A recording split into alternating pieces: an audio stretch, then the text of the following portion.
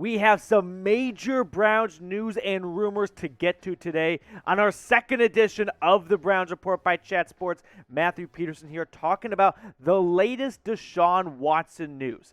As the Washington Post put out a story today that the NFL will be pushing for an unprecedented suspension against Deshaun Watson. The story came from Mark Mask, who covers the NFL at the Washington Post, and I always kind of wonder, how many stories does he write a year?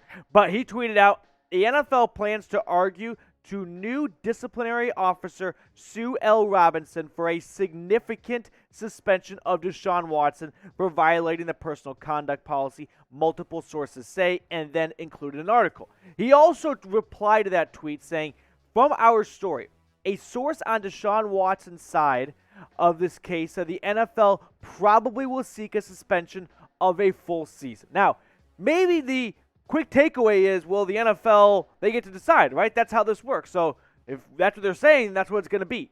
No, it's not that way anymore. The new CBA took the judge and jury abilities away from the NFL for violations or for claims like this against the personal conduct policy. So it does not work like that anymore, meaning it is not the NFL who gets to decide Deshaun Watson's suspension. No.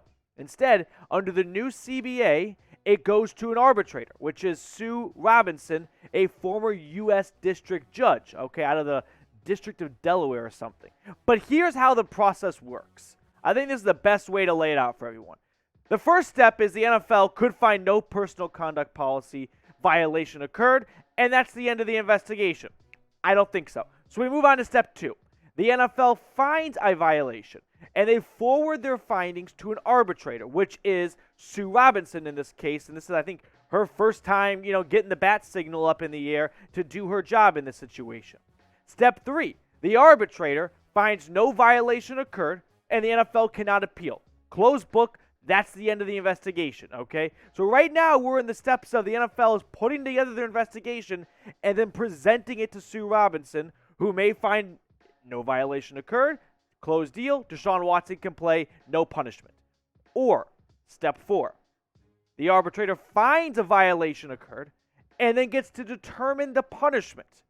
The NFL can appeal the punishment, by the way, to Roger Goodell if they don't think it's up to their likings or at their, a big enough punishment in their point of view. And then Goodell would be the last line of defense, and he would have ultimate say over this. The NFLPA, though, they are prepared to fight back hard, okay? But just keep that in mind, though.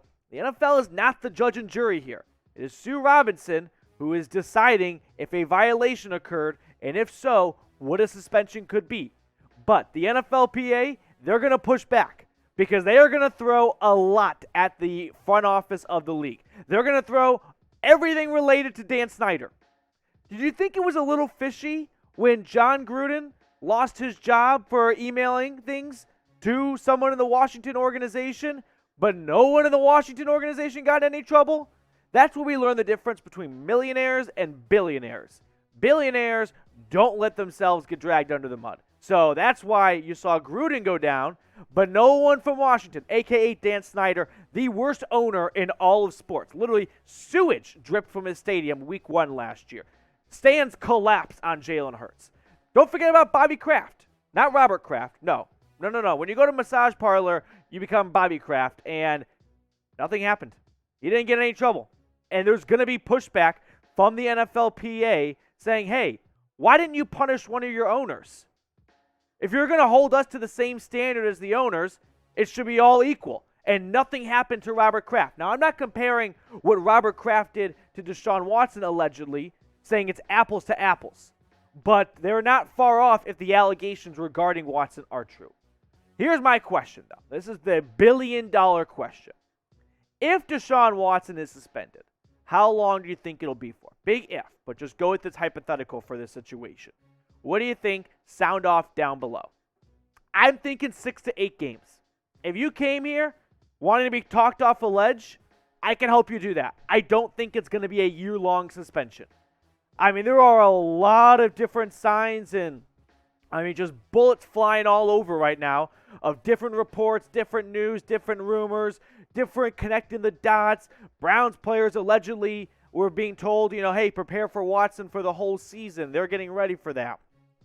Then you got this report coming out saying the NFL will be pushing for an unprecedented suspension against Deshaun Watson. So there's a lot of different stuff going on in the air. But I think it ultimately comes down to 6 to 8 games because you're going to have a bit of a standoff between the NFLPA and the NFL, where the NFLPA is going to argue very hard of, hey, should we air out some dirty laundry about Dan Snyder and Robert Kraft because nothing happened to them? Why should a player go down when we've yet to see punishment get taken against an owner in the league? Mike Florio, who's done a great job of covering this, okay? Can you sense the sarcasm? Well, he's not been a fan of this. Here's what he said in his latest article.